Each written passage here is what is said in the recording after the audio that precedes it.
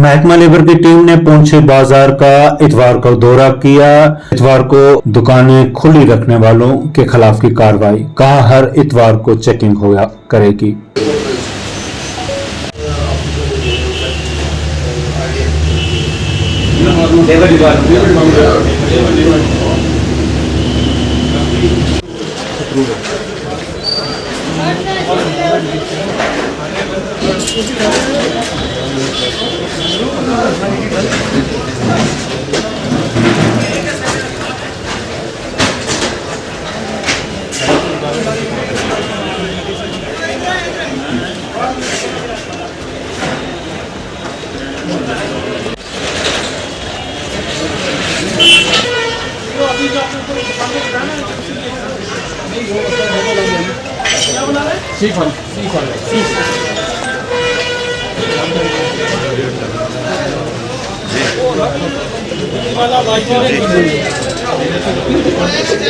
दुकानें हैं, इंस्ट्रक्शन दी है दुकानें, तो मोस्टली दुकानें हमें बंद पाई गई हैं। तो कुछ एक दो दुकानें थी जो वायलेशन में थी, तो हमने चलान दिया है, उनको नोटिस देके हमने किया है, उनको कोर्ट में बुलाया है। अब ये अवेयरनेस भी है कि आज के बाद हर संडे को ऐसा ही होगा, ऐसे ही हम करेंगे, इंस्पेक्शन होगी और सारे लोग जिनका सी फॉर्म नहीं है वो एज सुन एज पॉसिबल अपना सी फॉर्म बनाएं, ठीक है। तो आपका जल्दी से जल्दी सी फॉर्म जो है वो भी हो जाएगा, ठीक है। सर ये भी मार्केट क्लोज थी, ठीक है, ऐसा हमें कोई भी नहीं मिला कि जिसका सी फॉर्म जो है वैलिडिटी ख़त्म हो चुकी है, लेकिन ऐसे कुछ एक दो दुकानें थी जिनका सी फॉर्म बना ही नहीं हुआ अभी तक, तो उनको हमने नोटिस दिया है, वो एज सुन एज पॉसिबल बन जाएगा। तो सर इस पर कुछ चलान किए गए या किए गए हैं। तो क्या मैसेज यही है जी कि आप अपने एम्प्लॉइज़ का ध्यान रखें, जितने शॉपकीपर के जितने एम्प्लॉइज़ हैं उनकी सैलरी टाइम पे दें, उनको छुट्टी टाइम पे दें, ठीक है। उनसे ज़्यादा काम नहीं कराना है, जितने मतलब लेट नाइट तक 12 बजे तक आप काम करवा रहे हैं उनसे, तो जो उनकी छुट्टी बनती है उनको छुट्टी दें, जो उनकी सैलरी बनती है उनको सैलरी दें। तो बस यही है, और अपनी दुकान को रजिस्टर करें, ये आपकी भी सेफ्टी है, हमारी भी सेफ्टी है, ठीक है। आपकी दुकान का अगर रजिस्टर होगी तो कल आप उस पर 100 ऑफ बेनिफिट्स ले सकते हैं, उस पर फ़ायदे ले सकते हैं। अहले बैत चैरिटेबल ट्रस्ट की जानिब से अल ज़हरा कटिंग टेलरिंग के तहत कस्बा में 6 माही तरबियती प्रोग्राम इख्तिताम पजीर हुआ। इख्तितामी दिन चेयरमैन जकी हैदर काज़मी ने तरबियत हासिल करने वाली बच्चियों के काबिलियती इम्तिहान लिए।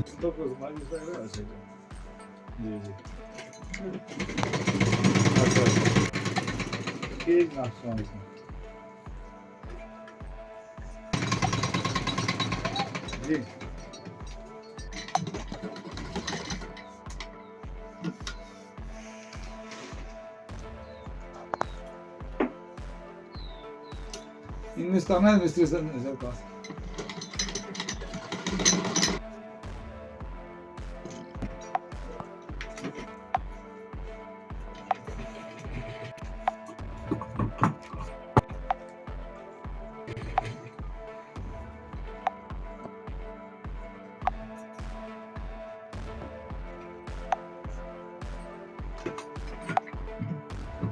थोड़ा सा आप बंद कर लीजिएगा, है ना।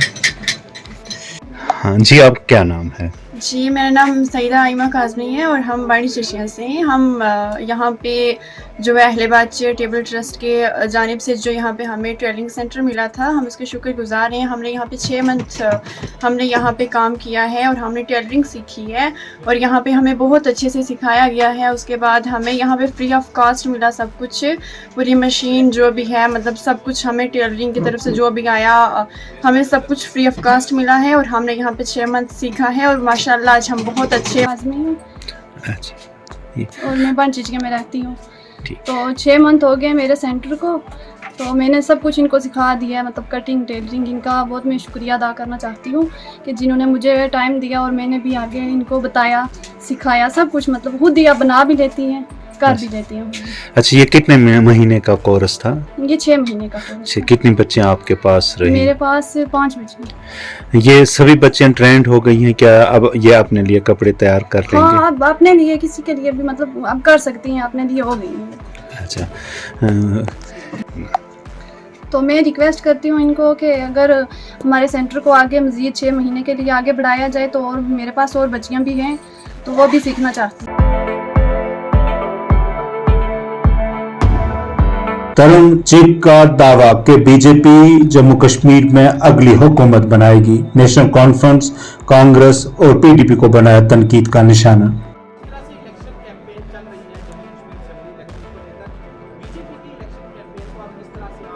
ये चुनाव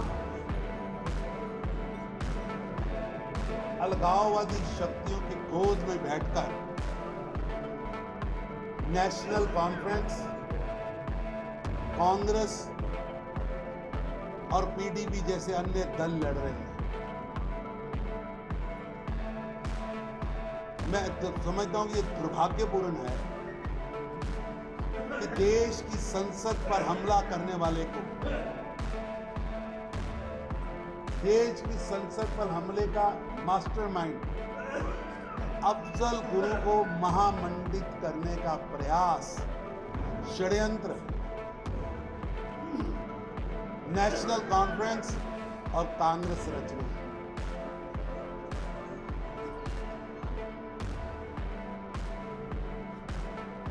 पहले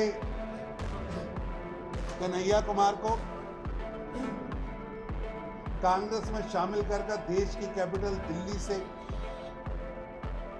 चुनाव लड़ाया। वो कन्हैया कुमार जिसने सरेआम नारे लगाए, अफजल गुरु हम शर्मिंदा हैं, तेरे कातिल जिंदा हैं। कातिल यानी देश का सर्वोत्तम न्यायालय। भारत तेरे टुकड़े होंगे इंशाअल्लाह इंशाअल्लाह। वो कहने वाले लोग आज एनसी कांग्रेस के नायक बन चुके हैं।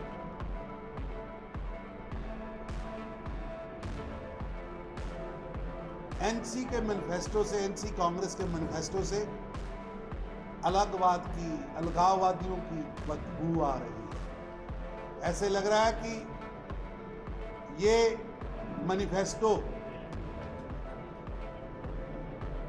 जम्मू कश्मीर में नहीं, आईएसआई के हेडक्वार्टर में टाइप हुआ है।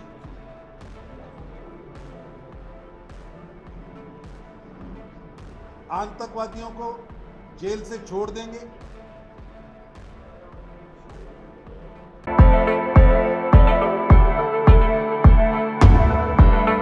डोनी वारी चटोरा में नेशनल कॉन्फ्रेंस के वर्कर्स का कन्वेंशन। कई लीडरान ने दूसरी जमातों को खैराबाद कहकर एनसी में की शमूलियत। लीडरान ने की आवाज हम तुम्हारे साथ हैं, हम तुम्हारे साथ हैं, हम तुम्हारे साथ हैं। मेन ब्लॉक प्रेसिडेंटस, मेन हल्का प्रेसिडेंटस मन चोन एमएलए चूर ये इज्जत खातर पन्न वोटरन हंद इज्जत खातर तो मे सोरे 2014 मज मे इलेक्शन हुआ मे one crore B रपी gen one main मस मकले वन मे दोप मेन उम्र मकले वन बह शेठन कुन वातन लिहाजा पज वो कस उम्र रोज मे ये सियासत इबादत बस समझान यह इबादत। अल्लाह ताला दी मे माव ये साफ दिल अकोई वोट अमे अकि वोट सत मे जेनो अगर जेनो 4 वोटन वात फायदे। लिहाजा मे दियो अकिस वोटस तोर गसन। अल्लाह ताला गवाह मे बराबर इन्फॉर्मेशन आजकल मीटिंग चलान प्रत कम ट्रेड यूनियन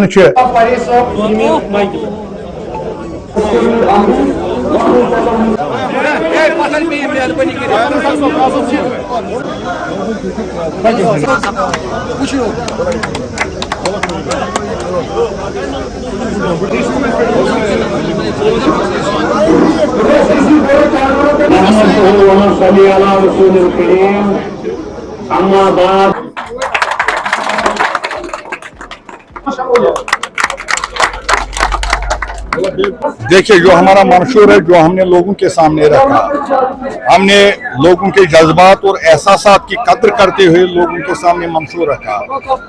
हम उसी मंशूर पर काम करेंगे और इंशाल्लाह जो भी हमारी हुकूमत आएगी तो हम इसी प्रकार बन रहेंगे। बीजेपी वाले क्या बताएंगे, हम उनसे डरने वाले नहीं है। देखिए 371 को लागू करने के मालिक हम खुद होंगे। वो लोग कौन है 371 को लागू करने वाले? हम चाहते हैं 370 लागू होगा।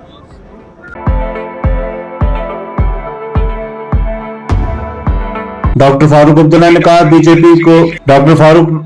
कहा बीजेपी को सिर्फ नेशनल कॉन्फ्रेंस से खतरा है, इसीलिए वो इस जमात को बदनाम करने की कोशिश कर रही है। उसको जिस तरह से भी ये बदनाम कर सके करेंगे, मगर इंशाल्लाह नेशनल कॉन्फ्रेंस फतह होगी और अल्लाह ताला हमें यहाँ के लोगों की किस्मत बदलाने के लिए आगे लाएगा। कल अमित शाह कह रहे थे ये जो भी कांग्रेस और नेशनल के दरमियान गठबंधन हो गया है ये एक पर्टिकुलर फॉर टाइमिंग के लिए, बाकी जो भी है वही पुराना होगा।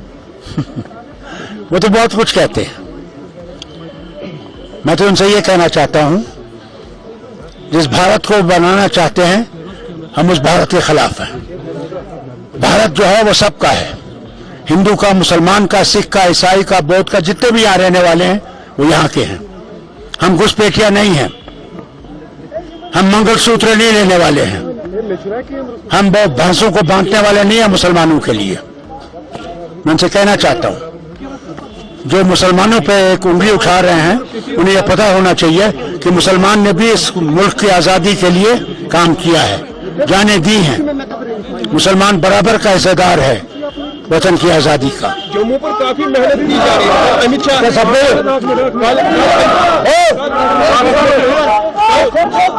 साहब जम्मू को काफी कंट्रोल में लिया जा रहा है बीजेपी की तरफ से। कल अमित शाह 14 को प्राइम मिनिस्टर भी आ रहे हैं। देखिए कश्मीर को सुनिए, वो सिर्फ हिंदुओं को डराने की कोशिश कर रहे हैं। वो ये समझते हैं कि हिंदू उनका वोट देगा। मैं उनसे मैं कहना चाहता हूं वो हिंदू अब वो हिंदू नहीं रहा जो इनके बात समझता है। पहले तो इनने राम को बेचने की कोशिश की, अब ये डराने की कोशिश कर रहे हैं।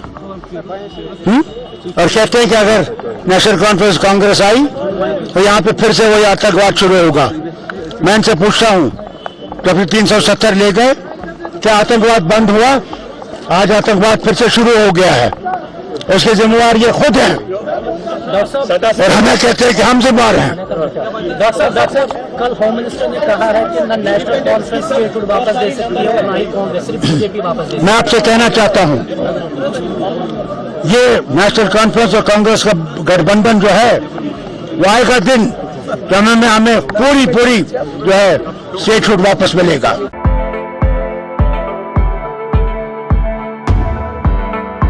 उमर अब्दुल्ला ने कहा कि मिलिटेंसी के खिलाफ अगर किसी जमात ने कुर्बानियां दी हैं तो वो एनसी है। देखा, मिलिटेंसी के खिलाफ अगर किसी एक तंजीम ने कुर्बानियां दी हैं वो जम्मू कश्मीर नेशनल कॉन्फ्रेंस ने दी है। मुझे अफसोस होता है जब वज़ीर आज़म साहब, वज़ीर दाखिला साहब इस तरह की बातें करते हैं, क्योंकि चलिए सियासी इख्तिलाफात हो सकते हैं लेकिन हकीकत को इस तरह से मतलब तोड़ मरोड़ के पेश करना ये गलत बात है ना। जहां मैं खड़ा हूं, जिस उम्मीदवार के लिए आज मैं वोट मांग रहा हूं, क्या उसके घर की कुर्बानियां मुझे वज़ीर दाखिला साहब को दोबारा याद दिलानी होंगी?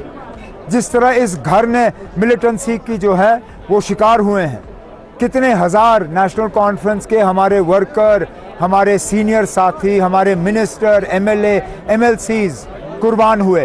क्या मुझे वज़ीर दाखिला साहब को ये याद दिलाना होगा? और जहाँ तक रही मिलिटेंसी की, मुझे मालूम है उन्होंने अपनी तकरीर में कहा कि अगर कांग्रेस नेशनल कॉन्फ्रेंस की हुकूमत बनती है तो मिलिटेंसी बढ़ जाएगी। मैं उन्हें याद दिलाना चाहूँगा वो मेरी हुकूमत के 6 साल देखें, लगातार हर साल मिलिटेंसी की ग्राफ जो है वो कम होती गई।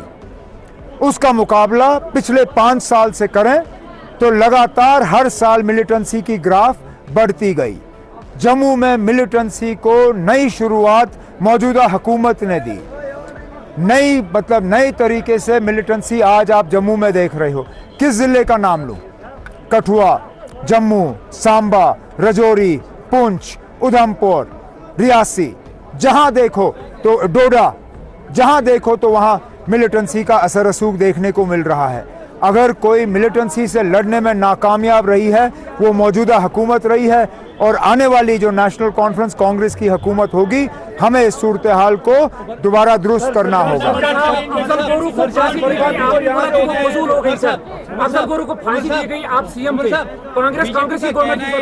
लोगों को बोल रहे हैं 370 और पंते से ये बीता हुआ काल है, ये कभी वापस नहीं आ सकता। देखिए आप, आखिरकार अगर ये हमसे छीना गया तो सुप्रीम कोर्ट के एक फैसले से।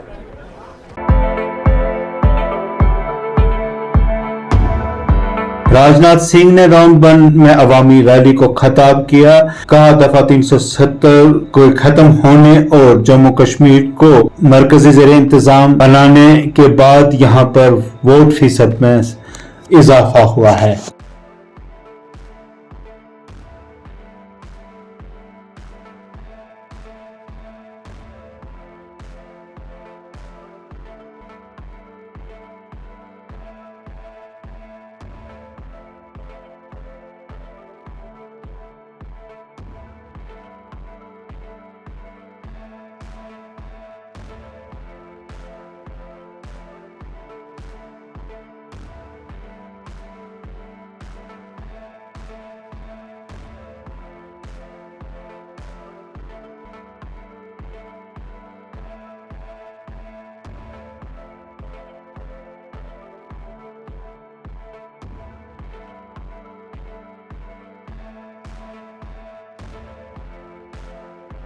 बहनों भाइयों, डॉक्टर जितेंद्र सिंह ये आपके सांसद हैं।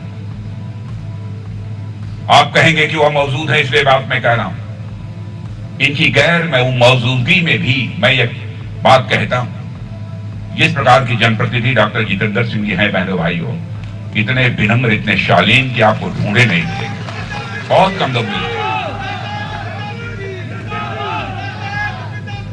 और डॉक्टर जितेंद्र सिंह की योग्यता, प्रतिभा, क्षमता का जहां तक सवाल है, पता नहीं उनके संसद के भाषण को आपने सुना है अथवा नहीं सुना है। जिस समय आपके डॉक्टर जितेंद्र सिंह संसद में बोलने के लिए और डॉक्टर जितेंद्र सिंह की योग्यता, प्रतिभा, क्षमता का जहां तक सवाल है, पता नहीं उनके संसद के भाषण को आपने सुना है अथवा नहीं सुना है। जिस समय आपके डॉक्टर जितेंद्र सिंह संसद में बोलने के लिए खड़े होते हैं, संसद में पिन ड्रॉप साइलेंस होता है मेरे बहन।